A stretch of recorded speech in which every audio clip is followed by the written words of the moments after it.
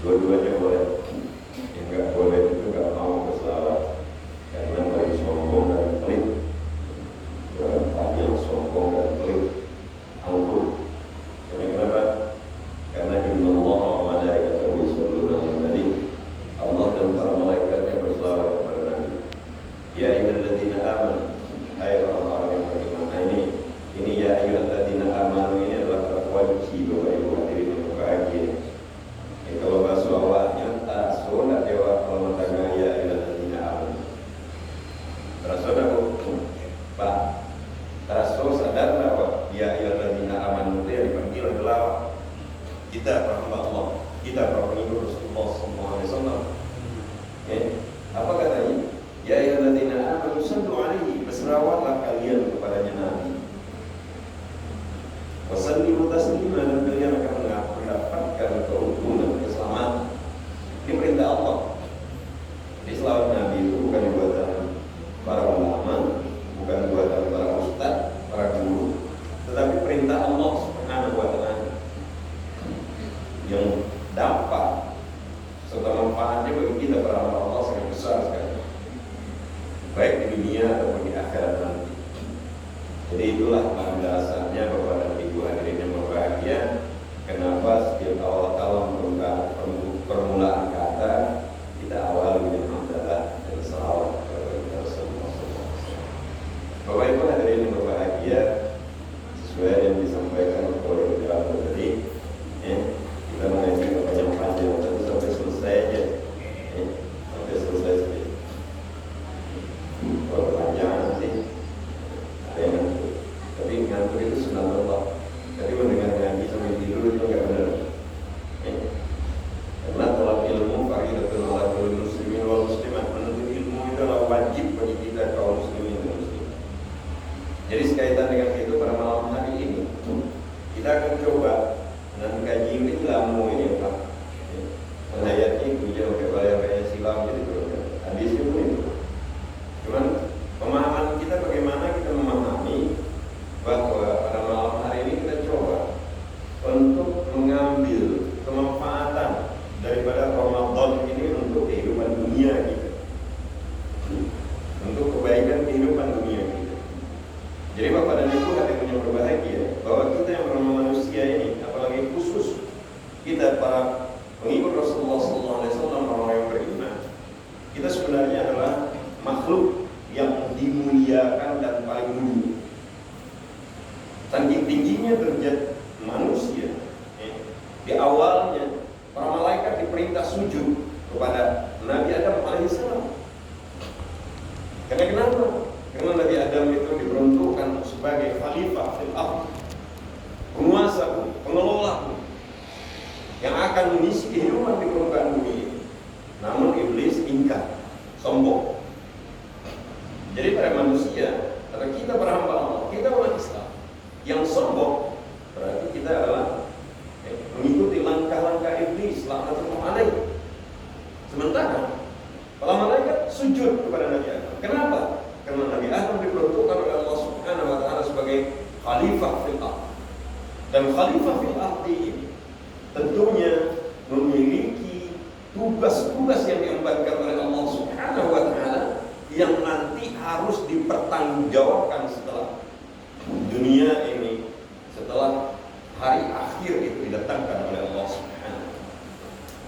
Tentunya kita menyadari bahwa yang bernama manusia itu terdiri dari dua unsur. Yang pertama yang kita kenal dengan rohani, yang kedua adalah jasmani. Dan selama ini Bapak dan Ibu, yang sering kita geluti, yang sering kita urus itu kan jasmani aja yang banyak. Ya Bu, makan terlambat nggak mau gitu. Ya Pak, kata lambe, kalau meletakkan apa? Ayun terbau benar. Tapi kalau sholat kata lambe santai aja. Akan waktu kan panjang. Sebenarnya kalau kita perhatikan bahwa rohani kita ini memiliki kebutuhan dan rohani ini harus kuat. Kalau rohani kita tidak kuat, maka kita tidak akan dapat melaksanakan tugas kita sebagai khalifah fil ardh. Karena rohani yang kuat yang akan akan dapat menyampaikan qulil haq walau kana murra, sampaikan kebenaran walaupun pahit. Dan untuk keberanian ini di awal orang Minangkabau lah dilatih dari GT sebenarnya kepada itu, dengan ungkapan bapantang mati sebelum ajar. Itu kan orang Minangkabau, nenek moyang kita. Bapantang mati sebelum ajar, berarti tidak ada rasa takut kecuali kepada Allah Subhanahu wa Ta'ala. Dan pemahaman ini yang harus dapat kita raih dari proses pelaksanaan ibadah Ramadan. Kenapa? Contohnya tadi siang panas-panas begitu terik. Kalau di panen tarik itu, panen yang sangat angin itu, kalau anak muda haus kan? Haus tidak siang-siang. Lapar kan? Kita lapar nggak, Bapak? Tapi adakah di antara kita yang bersedia melihat kiri kanan tidak ada orang lain di sisi kita, kita mengambil makanan yang tersedia di rumah kita atau meminum minuman yang ada? Ada yang mau? Gak ada di antara kita yang mau. Kenapa demikian? Karena pada dasarnya pada saat kita melaksanakan puasa, itu ini qarib itu, aku dekat itu terasa sekali lagi. Dan kedekatan Allah Subhanahu wa Ta'ala terhadap jiwa kita ini yang mendorong kita tidak mau membatalkan puasa kita walaupun tidak ada siapapun di sekitar. Ini adalah pelatihan rohani, dan ini harus dapat kita manfaatkan setelah Ramadan ini meninggalkan. Kalau bapak dan ibu kita kan punya anak-anak, lain panah dan ditanya, nah, itu nilai lancar atau dari nilai dari seorang atau nyontek atau dengan selama lancar. Lain panah apa tanya ibu?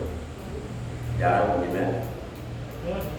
Kira-kira kalau apa ibu dicucu ada yang anak sana kan? Kau nilai orang cak, 9 kali dah kok. Ini kan gitu anak ini nah.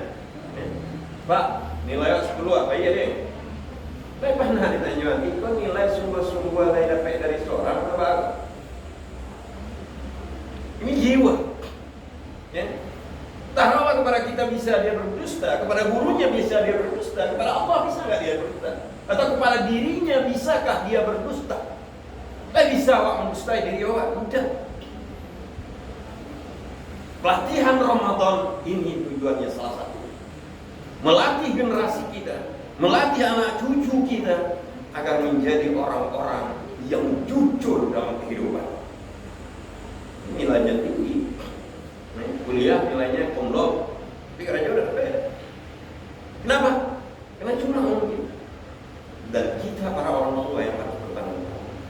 Dan sebagai gambaran Bapak dan Ibu, ya, sebagai contoh bagi kita, suri teladan bagi kita diabadikan dalam peristiwa, ya, dalam riwayat peristiwa yang dialami oleh Khalifah Umar bin Khattab dengan seorang anak gembala. Kalau khalifah atau raju atau presiden di waktu ini itu senantiasa keliling negarinya, daerah kekuasaannya, tapi pakai fuar radar kan. Dia berkeliling. Pada saat berkeliling di suatu kampung, dia berjumpa dengan seorang pemuda yang sedang mengembalakan kambing. Kambingnya gemuk-gemuk dan bagus-bagus. Ini menggelitik kepada khalifah. Dia panggil, "Hai pemuda, kamu punya kambing bagus-bagus ya, gemuk-gemuk ya. Bagaimana kalau saya menginginkannya satu ekor?" Sang pemuda menyampaikan, "Wahai Tuhan," dan dia tidak tahu bahwa itu adalah seorang khalifah, seorang raja, seorang presiden yang bertanya kepada diri, "Wahai Tuhan, betul kambing ini saya gemuk-gemuk karena saya gembalakan dengan baik. Tapi saya tidak bisa memberikan kepada Tuhan atau menjual kepada Tuhan. Karena kambing ini adalah amanah orang yang memilikinya kepada saya untuk digembalakan, dan saya tidak punya hak untuk itu." Maka Khalifah Umar melanjutkan, "Wahai pemuda, saya rasa dengan harga yang bagus Anda bisa mendapatkan uang atau imbal, dan Anda engkau bisa menyatakan kepada tuanmu yang memiliki kambing ini bahwa salah satu ekor kambingnya diterkam oleh serigala. Sambil tersenyum, sang pemuda menjawab pertanyaan khalifah tadi. Betul wahai Tuan, kalaulah sekiranya saya terima uang dari Tuan dan saya berikan kambing ini, dan saya ceritakan kepada pemiliknya bahwa salah satu seekor kambingnya hilang atau mati diterkam oleh serigala, maka ucapan saya akan dipercaya, karena kambing ini sudah bertahun-tahun diamanahkan kepada saya. Tapi satu pertanyaannya wahai Tuhan, kalaupun ini kita lakukan dan yang pemilik kambing tidak mengetahui dan dia yakin bahwa kambingnya diterkam serigala, bagaimana dengan Allah? Bagaimana dengan Allah? Apakah Allah tidak tahu? Maka pada saat itu Khalifah Umar tadi dua, kalau bahasa orang kita dua, tapi ya betul. Mencari begitu mantap keyakinan seorang pemuda terhadap Allah Subhanahu wa Ta'ala. Dia tidak pernah takut kepada siapapun, tapi dia sangat takut kepada Allah Subhanahu wa Ta'ala. Jadi rasa takut kepada Allah Subhanahu wa Ta'ala inilah yang harus kita cari, yang harus kita raih dan dapatkan melalui proses saum Ramadan saat sekarang. Ini yang pertama Bapak dan Ibu hadirin yang berbahagia. Sehingga dimanapun kita berada, dimanapun anak cucu kita berada, mereka tidak pernah takut kecuali kepada Allah Subhanahu wa Ta'ala. Tentunya pendidikan tergantung dari diri kita, karena pendidikan pertama dan utama adalah pendidikan keluarga, bukan lembaga pendidikan, tetapi adalah ayah dan bunda. Jadi untuk itu Bapak dan Ibu, ini peluang dan kesempatan bagi kita mempersiapkan anak cucu generasi pelanjut kita agar mereka menjadi seorang hamba Allah yang jujur dalam melaksanakan tugasnya sebagai khalifah fil ardi sekaligus hamba Allah Subhanahu wa Ta'ala. Selanjutnya Bapak dan Ibu, bahwa saum Ramadan ini di dunia ini adalah selain perbaikan rohani kita, dia adalah untuk memperbaiki jasmani, tubuh kita ini, jasad kita ini, yang mana salah satu di dalam jasad kita ada yang bernama pencernaan. Dan pencernaan ini ibaratnya mesin yang selama 11 bulan ke belakang itu non-stop dur hidupnya. Kalau sekiranya auto atau sabale bulan non-stop dia overhaul gitu. Harus terus mesin. Tapi karena kita adalah ciptaan dan buatan Allah Subhanahu wa Ta'ala, masih bisa diberikan kesempatan untuk memanfaatkannya. Dan selama bulan suci Ramadan ini, dengan mengurangi makan kita di siang hari, bukan berarti akan menghilangkan atau mengurangi tenaga kita, akan menghilangkan, mengurangi kekuatan kita.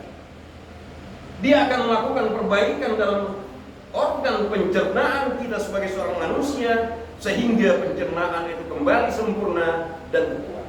Sehingga jasad seorang yang sedang melaksanakan ibadah puasa semakin, karena jasad yang kuat inilah yang akan dapat melaksanakan tugasnya sebagai khalifah fil ardi dan tugasnya sebagai hamba Allah yang setiap aktivitas kehidupannya adalah harus bernilai ibadah. Kan itu nama sapu Bapak dan Ibu. Setiap aktivitas kehidupan itu ibadah. Dengan ucapan inna sholati wa nusuki wa mahyaya wa mamati lillahi rabbil alamin. Salatku, ibadahku, hidupku, matiku hanya untuk Allah Rabbul Alamin. Jadi marah pun karena Allah, berjumpa karena Allah, berpisah karena Allah, benci karena Allah. Bukan bantu bahasa di kampung mau saya kiat tidak ada dan yo kiat tidak bisa. Lillahi Rabbil Alamin, siapa yang menjanji kita? Tapi cari tuh orang di Palu buat lah di lantak anggar pun terima pakai boleh. Cari tuh orang kampung Pak. Ini orang Palu buat. Di lantak lah dibaca kare-kare. Inna sholati wa nusuki wa mahyaya wa mamati lillahi rabbil alamin. Kadang-kadang lillahi fulus, lillahi pujian, lillahi mertua. Bukan untuk itu, hanya semata-mata untuk Allah Subhanahu wa ta'ala.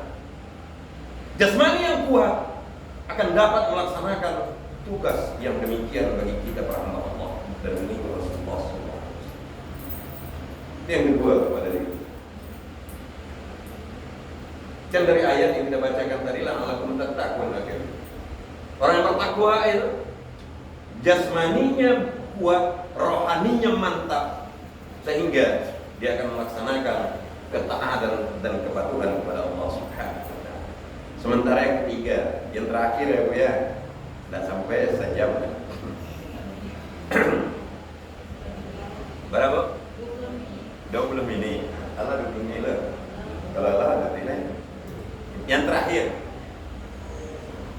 kalau tadi Bapak Ibu kan berbuku dah. Kalau berbuku caranya bentuk buku, Pak. Kalau kan waktu kita mendengarkan azan atau masuk waktu maghrib, langsung minum atau berdoa dulu, Bu? Doa kan?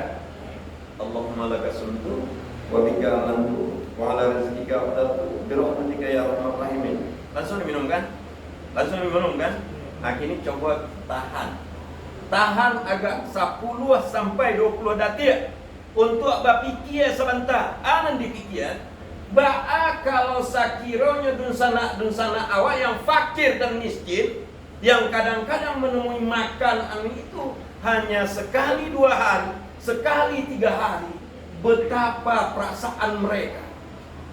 Sehingga setelah kita minum, setelah kita batalkan puasa kita, timbul dorongan dalam jiwa untuk mau berbagi dengan saudara-saudara kita yang tidak punya, dengan saudara-saudara kita yang fakir dan miskin, dengan anak-anak yang terlantar.